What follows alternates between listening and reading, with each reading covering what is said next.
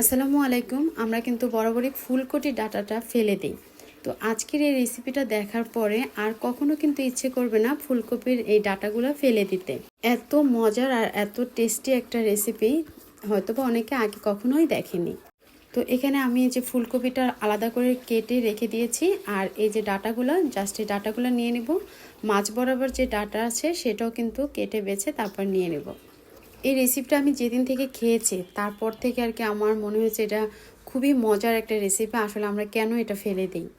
তো ফুলকপিটা আলাদা করে ডাঁটাগুলো নিয়ে নিয়েছি, আর সাইডে যে পাতাটা থাকে সে পাতাটা আমি ফেলে দিব।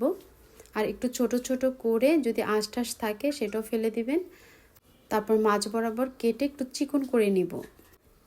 আশা করছি সবাই বুঝতে পেরেছেন। তো এভাবে করে আমি পুরো ফুলকপি ডাঁটাগুলো কেটে নিব।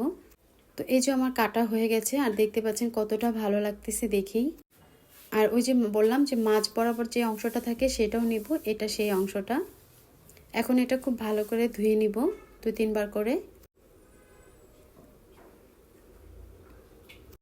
তারপর একটা কড়াই ভিতরে ডাঁটাগুলো দিয়ে দিব, অল্প একটু পানি আর লবণ দিয়ে এটা আমি 2-3 বার আর কি বলকা নিয়ে নিব। মানে যেটাকে বলে হালকা ভাপ দেওয়া, সেভাবে একটু ভাপ দিয়ে নিব। আর পানিটা এবার আমি ঝরিয়ে নিচ্ছি। আর আরেকটা পাতিলের ভিতরে কিছু শুটকি একটু টালা দিয়ে নিচ্ছি টেলে। তারপরে এই গরম শুটকির ভিতরে আমি পানি দিয়ে চুলাটা অফ করে গরম গরম পানি দিয়ে একটু ধুয়ে নিব। 7-8 বার করে পানিটা চেঞ্জ করে শুটকিগুলো ধুয়ে নিচ্ছি। এখন একটা কড়াইয়ের ভিতরে তেল দিয়েছি, বেশ কিছুখানি পেঁয়াজ আর রসুন কুচি দিয়ে দিলাম। শুটকি রান্না করতে কিন্তু একটু রসুন আর পেঁয়াজ কুচিটা একটু বেশিই লাগে। তো ভালো করে নেড়ে চেড়ে নিচ্ছি। আর পেঁয়াজটা যাতে তাড়াতাড়ি নরম হয়ে যায় সেজন্য 1 চামচ লবণ দিয়ে দিলাম। তো এই তো আমার পেঁয়াজটা কিন্তু নরম হয়ে এসেছে। এখন এর ভিতরে আমি 1/2 টেবিল চামচ হলুদের গুঁড়া, 1 চামচ মরিচের গুঁড়া, আপনারা চাইলে এখানে কাঁচা মরিচও ব্যবহার করতে পারেন, আর ধনিয়ার গুঁড়া দিয়ে দিচ্ছি খুবই সামান্য পরিমাণে। তারপর ধুয়ে রাখা শুটকিগুলো আমি এর ভিতরে দিয়ে একটুখানি কষিয়ে নেব, যাতে পেঁয়াজটাও নরম হয়ে আসে আর শুটকিটাও নরম হয়ে যায়। আর রেসিপি যদি ভালো লাগে রিকোয়েস্ট থাকলো আমার চ্যানেলটি সাবস্ক্রাইব করার। তো আমার এটা কষানোর জন্য আমি এখানে সামান্য একটুখানি পানি অ্যাড করে ঢাকনা দিয়ে ঢেকে দিয়েছি। আর ঢাকনা তুলে কিন্তু মাঝে মাঝে আমি এটা নেড়ে চেড়ে দিব। আর যারা কখনো আগে এই রেসিপিটা ট্রাই করেন না, আমি বলবো একবার হলো বাসায় রান্না করে খেয়ে দেখতে। আবার অনেকে আছে যে কোনো কিছু ফেলে দিতে চায় না, তারাও কিন্তু চাইতে পারেন এই রেসিপিটা একবার হলো ট্রাই করতে।